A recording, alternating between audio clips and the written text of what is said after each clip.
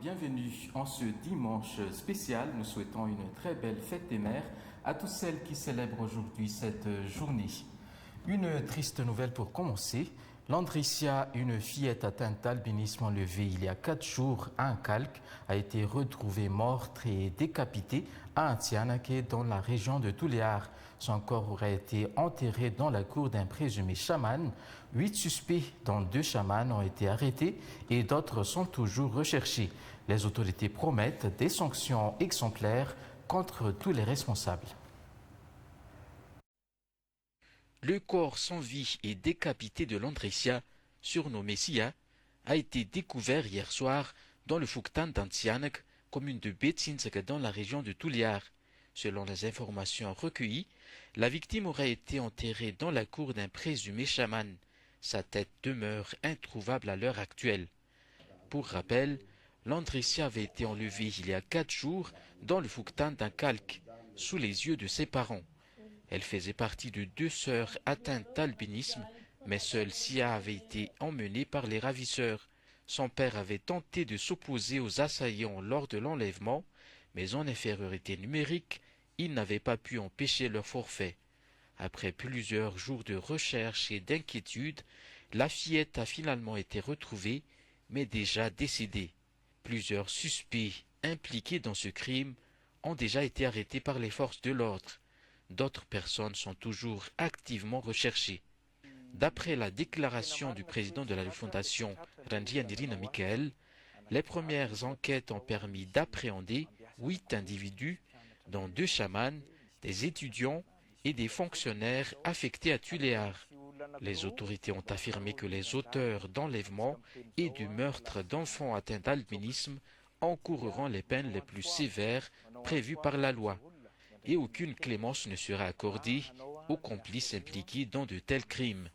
Après leur jugement, les coupables seront incarcérés à la maison de force de Tiafa et aucune forme de clémence ne leur sera accordée, selon le colonel Randrianirina Michael. Par ailleurs, plusieurs mesures supplémentaires seront mises en œuvre afin d'empêcher la répétition de tels actes, a indiqué le colonel Michael. Il a en effet donné l'ordre aux autorités compétentes, notamment les forces de défense et de sécurité, de faire le maximum pour prévenir de tels actes de barbarie et d'éliminer à la source leurs auteurs. La création prochaine d'un centre spécialisé destiné à l'accueil, à l'éducation, à l'accompagnement et à la protection des enfants atteints d'albinisme est annoncée aujourd'hui par le président Randrianirina Michael. L'étape de l'innovation s'ouvre à Madagascar avec l'inauguration officielle de l'Unipod, l'Université de l'innovation. Cette initiative s'inscrit dans la volonté des autorités de faire de la recherche, de l'innovation et de l'entrepreneuriat des piliers du développement économique et social du pays. L'Unipod se veut un espace dédié à l'émergence des talents malgaches et à la promotion de solutions technologiques. Elle symbolise l'ambition d'une jeunesse tournée vers l'avenir et l'innovation. Un laboratoire de robotique et d'intelligence artificielle, un laboratoire agri-food pour les solutions liées à l'agro-industrie et à la sécurité alimentaire, ainsi qu'un laboratoire Green Tech consacré aux innovations environnementales et énergétiques. 3 espaces mis à disposition des étudiants, des chercheurs et des entreprises. Plateforme nationale pour la recherche appliquée, Unipod sera un lieu où le transfert technologique n'est plus un vain mot à Madagascar, selon le ministre malagasy de l'Industrie, Nirina Nampuina Rahar Manzatu. Unipod ambitionne de façonner des entrepreneurs, de fabriquer des objets, bref, un centre d'incubation qui veut accompagner la valorisation et la commercialisation des inventions issues de la recherche universitaire, ajoute-t-il. Objectif, dépasser la simple formation académique. Ici, chacun pourra apprendre par la pratique, tester les nouvelles approches et développer des projets répondant aux réalités du pays. Notre engagement est simple, soutenir des solutions concrètes qui améliorent la vie des populations et ouvrent de nouvelles perspectives aux jeunes. Le Unipod est un exemple concret de cette vision. C'est un espace où une idée peut devenir un projet, ou un projet peut devenir une entreprise, un emploi ou une solution utile pour la société malgache. Grâce à l'initiative panafricaine Timbuktu du PNUD, l'innovation verte, numérique et entrepreneuriale à Madagascar est mise en valeur. Nos sincères remerciements au Programme des Nations Unies pour le développement, le PNUD, qui accompagne Madagascar dans cette dynamique de transformation et d'innovation. Par leur confiance, leur engagement et leur soutien, ils contribuent non seulement au développement des projets structurants, mais également à la construction d'un Madagascar plus souverain, capable de produire ses propres solutions, de valoriser son intelligence nationale et de renforcer son autonomie économique, technologique et scientifique. Ce partenariat fondé sur la coopération, le respect mutuel et la vision commune du développement constitue un levier essentiel pour préparer un avenir durable au service de la jeunesse et du peuple malgache. Unipod va proposer des programmes. Une quinzaine de start-up a été pré-identifiée pour intégrer le premier programme. Quant aux étudiants, aux universitaires dans les 23 régions de la Grande Île, le programme des Nations Unies pour le développement a promis de créer d'autres centres Unipod. Et puis, le Premier ministre malgache Rajaonarsson Mamtine a représenté Madagascar à la première conférence internationale sur la sécurité tenue à Moscou en Fédération de Russie du 26 au 29 mai 2026. Une rencontre internationale qui a réuni les représentants de 180 pays lors d'une table ronde consacrée aux technologies numériques et au financement des activités illégales. Le chef du gouvernement a rappelé que la lutte contre les flux financiers illicites constitue un enjeu majeur pour la sécurité des États. Intervenant lors d'une table ronde consacrée à l'impact des technologies numériques sur le financement des activités illicites, le chef du gouvernement malgache, Rajaonarsson Mamtine, a mis en avant la nécessité de renforcer les mécanismes de lutte contre les flux financiers illicites, considérés comme un facteur majeur d'alimentation de la criminalité transnationale et des menaces pesant sur la sécurité des États. Dans son allocution, il a souligné le caractère ambivalent des technologies émergentes qui constituent à la fois un moteur de croissance économique, d'innovation et de transformation numérique, mais également un vecteur potentiel de criminalité organisée, de cybermenaces et d'actions de déstabilisation lorsqu'elles sont détournées de leur usage légitime. Cette rencontre de haut niveau a réuni des délégations issues de 180 pays autour des enjeux contemporains de sécurité internationale. La délégation malgache, conduite par le Premier ministre, comprenait notamment le directeur général du Conseil de la sécurité intérieure, ou CSI, auprès de la présidente de la refondation, le ministre des Forces armées, le ministre de la Sécurité publique, le ministre de la Justice ainsi que des représentants de la Gendarmerie nationale.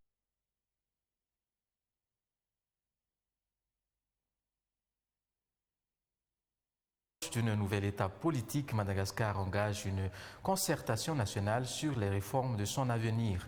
Dans ce cadre, la consultation citoyenne nationale pour la refondation a été lancée afin de recueillir les avis des citoyens sur leurs attentes, priorités et principes pour le pays. Ouverte aux Malgaches de l'intérieur comme de la diaspora, l'initiative se poursuit jusqu'en juillet pour favoriser une large participation et alimenter les travaux de refondation. Reportage de Sandra Rakoutarson. Madagascar entre dans une nouvelle phase politique avec la préparation d'une concertation nationale sur les réformes destinée à éviter la répétition des crises. Dans ce contexte, une question centrale s'impose: comment faire en sorte que la refondation du pays ne soit pas uniquement discutée par les responsables politiques et les experts, mais aussi par les citoyens eux-mêmes. C'est dans cette optique qu'a été lancée la consultation citoyenne nationale pour la refondation, une initiative indépendante qui accompagne le processus national et qui vise à donner la parole à la population. Elle permet de recueillir les attentes, les priorités de changement, les pratiques abandonnées et les principes que les citoyens souhaitent voir guider l'avenir du pays.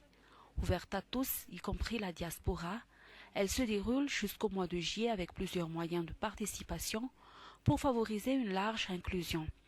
À partir de la semaine prochaine, la consultation sera accessible via un QR code qui sera diffusé sur les réseaux sociaux ainsi que dans la presse. Ce code permettra d'accéder directement aux questionnaires disponibles en malagasy et en français. Les initiateurs estiment que les citoyens ont été trop peu associés aux grandes réflexions sur les crises et les réformes. Cette consultation veut donc renforcer leur participation sur des sujets majeurs comme la gouvernance, les élections et l'exercice du pouvoir. Les résultats seront donc publiés et transmis aux acteurs concernés afin d'enrichir les débats nationaux et contribuer à une vision commune de l'avenir du pays. Le district de Bealanan, considéré comme un important grenier à riz de Madagascar, grâce à ses nombreuses sources naturelles d'irrigation, reste confronté à un déficit en infrastructures hydro-agricoles. Afin de valoriser ce potentiel et d'identifier les défis du secteur, le festival Varmiakac se tiendra la semaine prochaine dans la localité. L'événement vise à mettre en lumière les atouts et les contraintes du développement rizicole dans la région. À Bealanan, les habitants ont développé depuis longtemps des techniques traditionnelles pour exploiter les nombreuses rivières et sources de la région. Des puits sont installés afin de retenir des branchages, du sable ou encore des pierres, permettant ainsi de créer des dérivations d'eau appelées touadjan ou petits barrages artisanaux. On en compte des centaines dans le district, alors qu'il n'existe qu'environ 5 barrages en ciment construits par l'État. Malgré cela, la production rizicole reste très importante.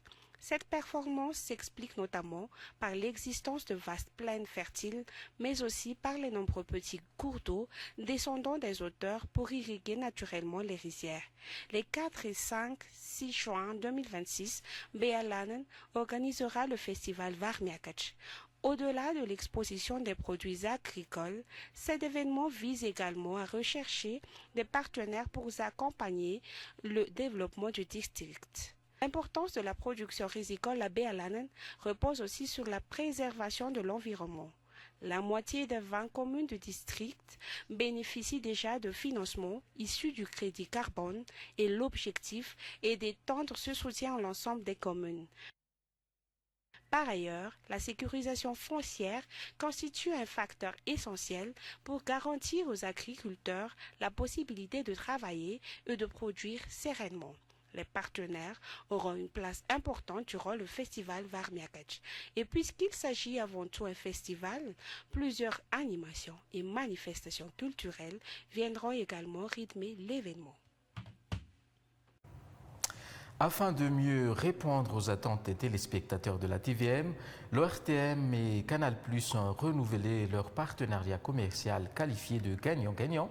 Le contrat de coopération signé pour les 2 prochaines années prévoit une revalorisation significative du montant de l'accord. Celui-ci atteint désormais 140 millions d'ariars contre environ 70 millions d'ariars précédemment. Reportage de Voulara Farassou et Angelo Rambelson.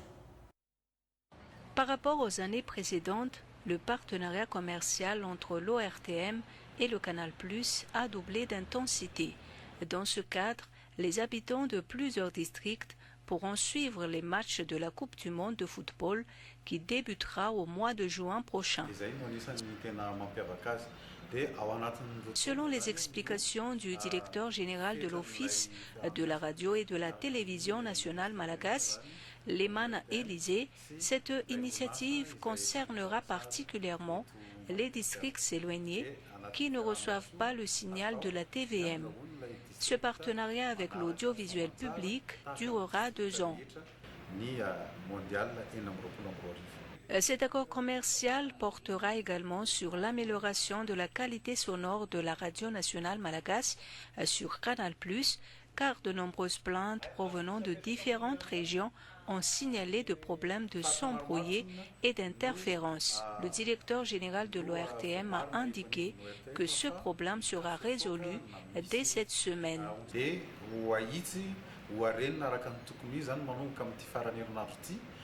Après plusieurs discussions concernant la mise en œuvre des différents détails techniques, le directeur général de l'ORTM et les représentants de Canal+ ont procédé à la signature officielle de cet accord de partenariat. C'est la fin de ce journal. Merci de nous avoir suivis. Nous vous souhaitons une excellente soirée.